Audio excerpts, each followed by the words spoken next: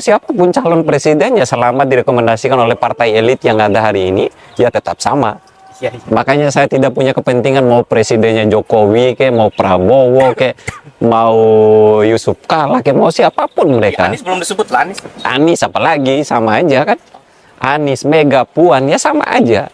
Tidak punya kapasitas ideologi keindonesiaan untuk membangun negara. Waduh, dalam tuh. Asal nyoblos. Asal nyoblos. Asal nyoblos.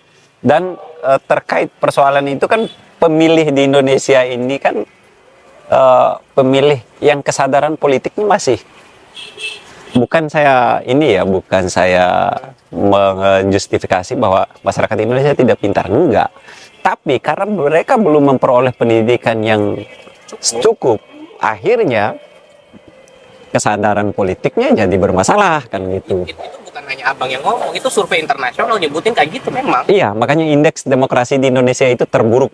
Bahkan di rejim ini makin turun. Iya, makin turun indeks demokrasinya. Indeks demokrasi. Ya sampaikan aja ke Jokowi.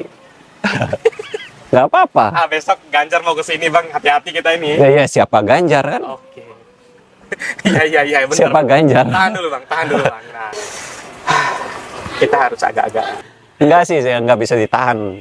Karena omongan itu nggak ada tindak pidana yang bisa menjeratnya. Pikiran itu nggak bisa dijerat.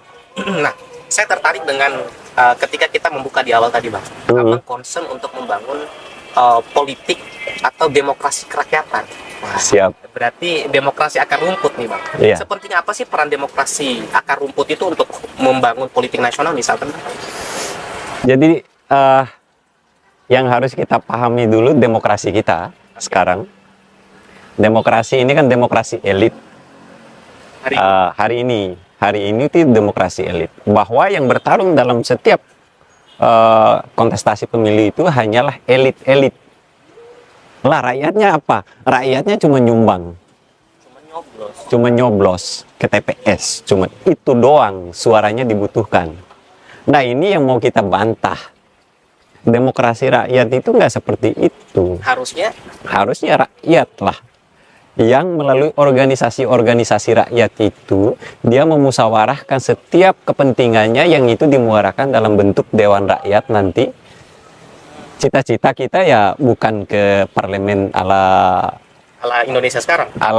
Iya. Bukan ke parlemen situ, tapi parlementariat rakyatnya itu bentuknya Dewan Rakyat. Itu mewakili semua rakyat Indonesia.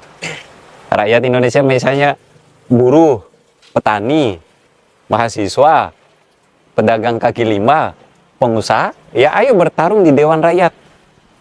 Oke. Artinya abang mau kasih pesan bahwa setiap segmen masyarakat itu terwakili di Dewan Rakyat. Oh, terwakili di Dewan Rakyat. Bukan lewat partai kayak gini. Oke. Ini baru ya. Oke, bagus. Saya suka insight baru. Artinya kalau kita menitik beratkan kepada partai politik, ya masa depan Indonesia ditentukan cuma 9 orang aja berarti bang, 9 ketua partai berarti. Iya. Masa ditentukan oleh kas? Yang memerdekakan Indonesia ini kan rakyat Indonesia. Ya Soekarno kan dipaksa oleh anak-anak muda untuk proklamir kan? Untuk memproklamir, karena Soekarno itu kan maunya tunggu hadiah dari Jepang. Tapi itulah harusnya masyarakat Indonesia sendiri yang menentukan, bukan elit, bukan pengusaha. Kalau kelas pengusaha, semua partai di Indonesia kan dipimpin oleh pengusaha. Ya kalau dipimpin oleh pengusaha, pengusaha berbenturan kepentingan dengan masyarakat.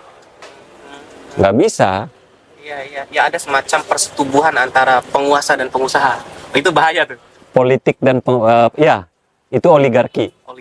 Oligarki. Ini kan kita sedang berada di bawah kekuasaan oligarki di Indonesia. Artinya yang harus kita dorong itu adalah demokrasi model Indonesia. Berarti demokrasi yang sekarang bukan demokrasi versi Bukan. Kalau demokrasi Indonesia musyawarah mufakat. Baik. Ini apanya yang dimusyawarahkan di parlementariat? Di parlementariat elit sekarang atau yang di Senayan, apanya yang dimusyawarahkan? Yang itu kan undang-undang itu kan titipan, Omnibus Law titipan, undang-undang perguruan tinggi titipan, undang-undang penanaman modal asing itu titipan semua. Oke bang, satu lagi tentang politik Indonesia di masa depan. Dan itu penting banget, berarti kita memahami bagaimana konsep demokrasi kita. Masih bisa nggak kita berharap dengan skema politik hari ini? Tidak akan ada perubahan untuk rakyat Indonesia kecuali keterpurukan. Perubahannya itu ke arah keterpurukan menggunakan demokrasi elit. Kalau kita mau perubahan yang jauh lebih baik nggak ada? Ya rakyat sendiri. Jadi yang mau saya katakan itu, ya rakyat ini kan hanya dipakai ketika dibutuhkan, sekali 5 tahun, sekali itu toh. Walaupun calon presidennya Ganjar. Mau siapapun calon presiden ya selama direkomendasikan oleh partai elit yang ada hari ini, ya tetap sama. Ya. Makanya saya tidak punya kepentingan mau presidennya Jokowi, mau Prabowo, mau Yusuf Kala, mau siapapun mereka. Anies belum disebut lah, Anies. Anies apalagi, sama aja kan. Anies, Mega, Puan, ya sama aja. Tidak punya kapasitas ideologi keindonesiaan untuk membangun negara. Waduh, dalam tuh. Tidak punya kapasitas ideologi keindonesiaan. Nggak punya dia. Itu insight yang mahal tuh teman-teman. Bang, karena kita dibatasi durasi Bang, dan ini kita sore banget bikinnya, sebenarnya harus ada part kedua ini ya. Harus. Nanti kita bikin part kedua Bang ya. Ya kalau bisa itu lebih luas audiensnya. Wah, siap. Siap.